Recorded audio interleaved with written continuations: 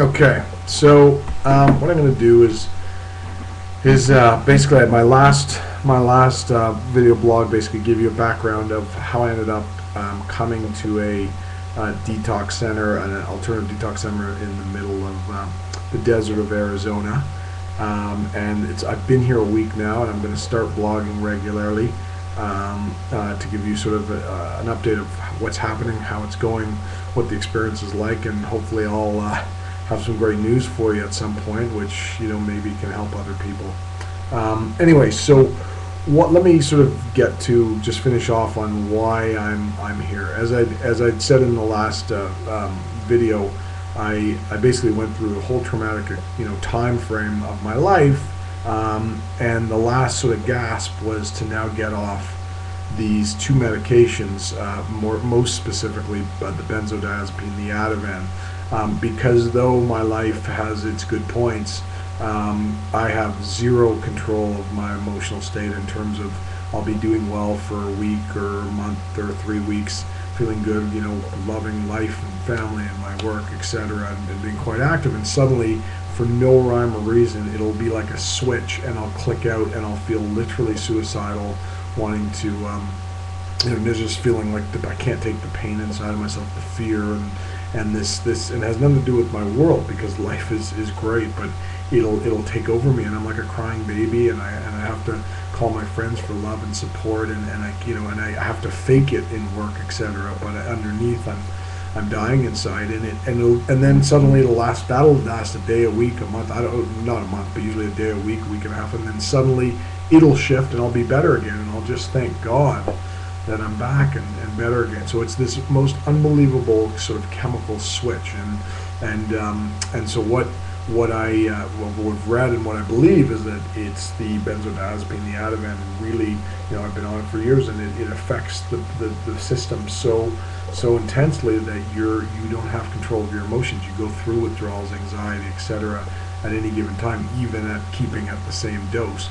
And so what sort of happened, what happens to me is, I think either I might have eaten the wrong thing one day, or maybe I stayed up too many nights, or late, or I don't know what causes it, but there'll be this shift, and it will come as I said, it'll come out of nowhere. I'll wake up one morning, I'll go, oh, there it is, and I feel it in my eyes, I feel it in my body, and I feel the depression that I know so well, and the sort of the fight or flight chemicals, the fear chemicals come through me, and I'm like, oh my God, there it is. And it's like going to war, and I'm almost like, okay, how long is this going to last?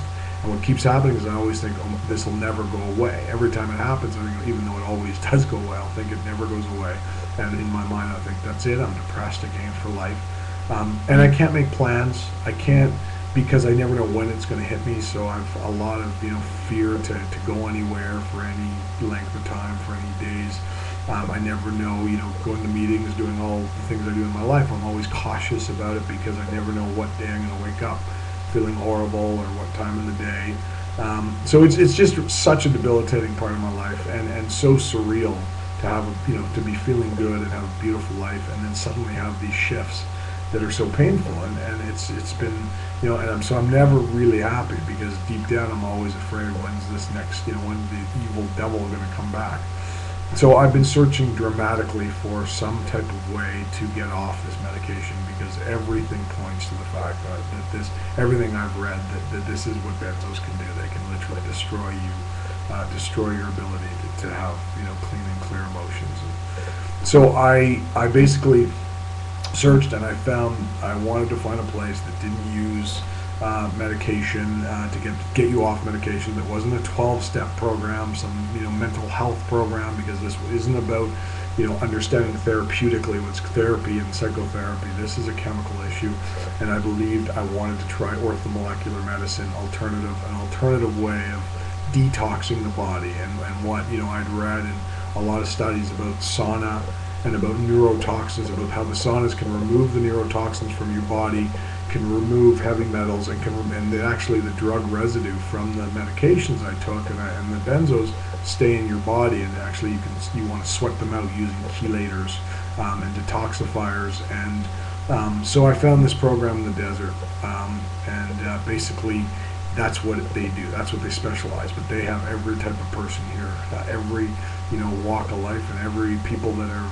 on heroin and cocaine and crack and coming off that, people coming off any psychotics, people with schizophrenia, people that have suffer severe pain or on oxycodone. So it's a pretty eclectic, interesting group of people, and amazingly enough, there's really only two places in all of North America that really do this.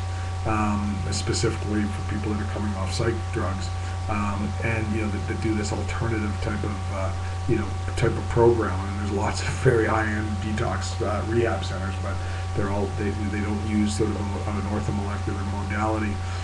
So so this was the one I picked, and I found myself, after 6 months, I kept putting it off and saying, oh, it's work and this and that, and scared to go. And I got a line of credit to do this. It cost me 20 grand just for the first month. We'll see how it goes. And I don't have that kind of money, but I was desperate to find an answer.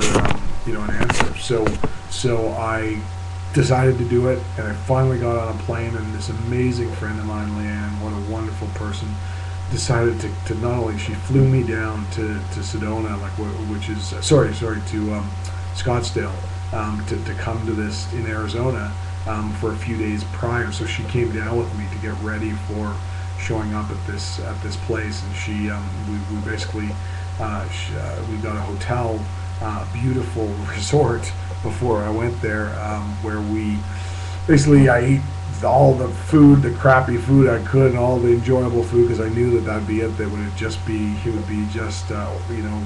wheat, no gluten, no sugar, no milk. It would be this strict diet, strict lifestyle. So it was these last gasp few days. We played tennis there, beautiful palm trees, this beautiful pools. One pool that had these magical slides that were like 300 feet slides, fast as hell, that went into a whirlpool that you slide down. It was so much fun. And even had McDonald's a couple of days, and it was just.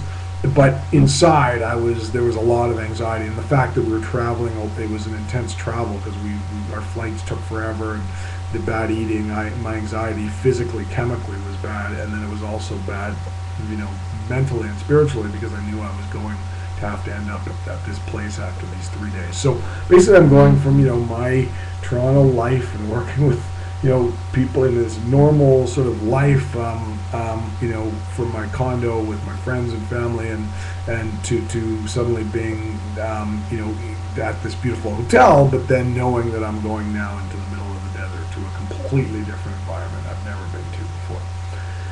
So we had these beautiful few days, but I knew the day was coming. They were going to pick me up. So on a Sunday evening, they came to the hotel. The detox people showed up at the hotel. This one woman to pick me up and take me out to the desert. It was 4 o'clock on Sunday. So I left Leanne. It was a very scary thing to suddenly leave the last person I knew and get in this van and be driven out hours into the desert and going, from right into deep into the desert.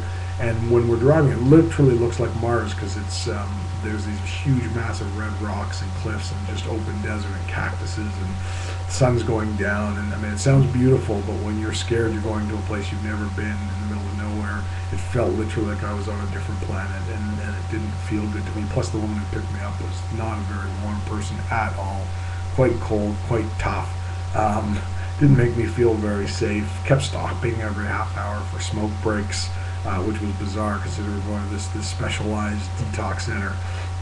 And then we'd stop in these small towns, and I couldn't really get out. I wasn't really allowed to get out. And then finally we get there, and I thought it was going to be in this town called Sedona, and I Google mapped it, but in fact it's about 10 miles from the town, and the address that I had was the wrong address. And so they basically take us down this long, winding road, down hills and mountains, down in the middle of nowhere, and down this long driveway, this long dirt driveway to this place. I'm running out of video, so I will continue in a second.